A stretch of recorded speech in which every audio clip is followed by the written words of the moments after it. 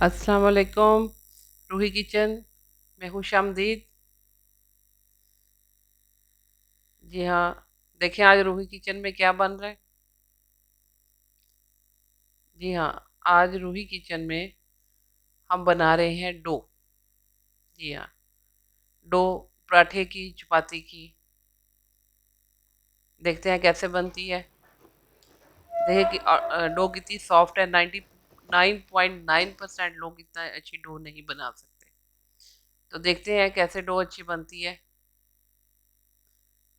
तो ये मैं मशीन में बना रही हूँ।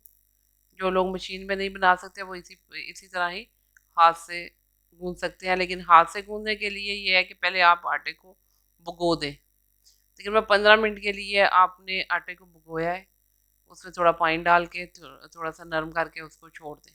फिर 20 मिनट के बाद उसको जो है ना गूंदें, तो फिर आपकी अच्छी सॉफ्ट डो बनेगी।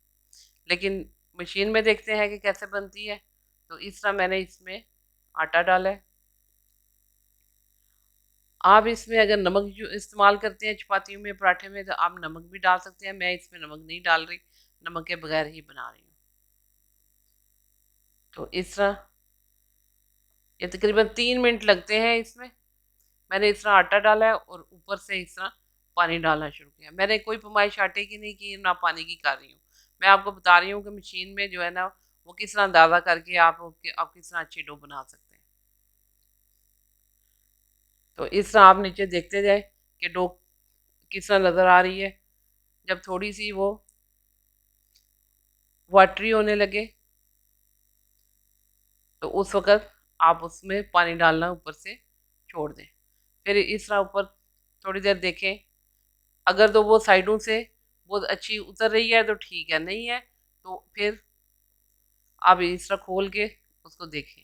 ये देखें, ये अभी साइडों से बिल्कुल ठीक तरह से नहीं उतर रही। तो ऐसे सिचुएशन में मैं इसमें चम्मच से आटा डाल दूँगी और साइड पे जिधर जगह है उधर मैं आटा डालूँगी, ताकि फ़ौरन जो है वो वो ठीक तरह से उसमें घूमना शुरू हो जाए। सेंटर में नहीं डालूँगी। तो वो जो ही मैंने 2 चम्मच इसमें डाले हैं, तो वो फ़ौरन फिर से ठीक तरह घूमना शुरू हो गई है। उसने अपनी साइडें छोड़ दी हैं बर्तन के साथ से। ये देखें, तो अभी इसका मतलब है जब इस पोज़ीशन में है तो इसका मतलब है ये ठीक गूँध जाएगी। कि इसके लिए अभी मुझे ना इसमें आटा और डालना है और ना इसमें मैंने पानी और डालना है। बस इसको मैं बंद करूँगी और बंद करके इसको मैं चलने दूँगी। ये देखें, ये हमारी डो तैयार है। 3 मिनट में वो उसको मैंने पूरा जो है ना उसका जो टाइम होता है उसमें मैंने पूरा टाइम इसको मैंने घुमा दिया था और इस तरह ये बन गई है।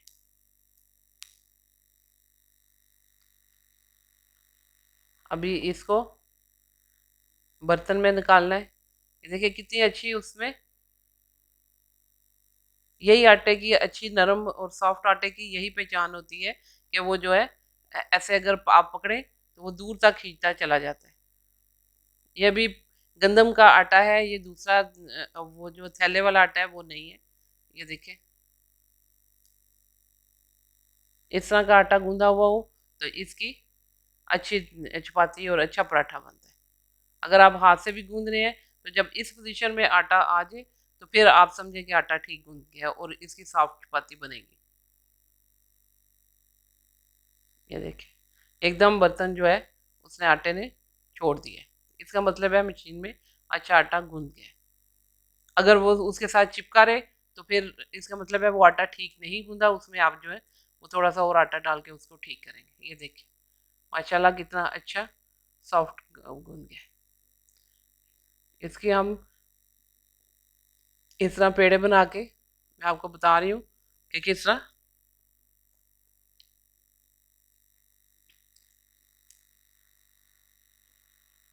देखिए, अभी मैंने गूंदा और अभी ही मैं इसके पेड़े बना रही हूँ। कि वो नहीं है कि इसको मैं थोड़ी देर रखूँ, ये ठीक हो और ये तब इस्तेमाल किया जाए। इसमें देखिए आपने बिल्कुल, वरना वो हाथ से जो आटा गूंदा हुआ आता है उसमें थोड़ा थोड़ा पानी पानी होता है। उसके लिए हमें इसके ऊपर कवर करके इसको रखना पड़ता है कि थोड़ी देर रखो, जो है ना कि वो फिर आटा है इसकी फ़ौरन आप आटा गूंद के फ़ौरन इसके पेड़े बना के चपाती या पराठे बना सकते हैं और बिल्कुल ठीक बनेंगे। इसको आप अगर रेस्ट नहीं भी देते तो कोई इसमें कोई इसको आटे को रेस्ट की ज़रूरत नहीं होती। देखिए कितना अच्छा और कितना वो जो है ना वो नरम जो है ना आटा गूंदा है।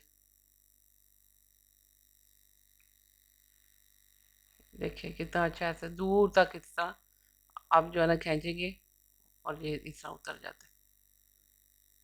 आपको मैं इससे चपाती और पराठा बनाने की एक अलहदा वीडियो बनाऊंगी, ताकि अगर मैं इसी में बताऊं तो फिर बहुत लंबी वीडियो हो जाती है। इसमें अभी सिर्फ मैंने आपको डो बनाना बताया है कि आप अच्छी डो किस तरह बनाएंगे और इसके बाद आपके अच्छे पराठे और अच्छी चपाती किस तरह बनेंगी।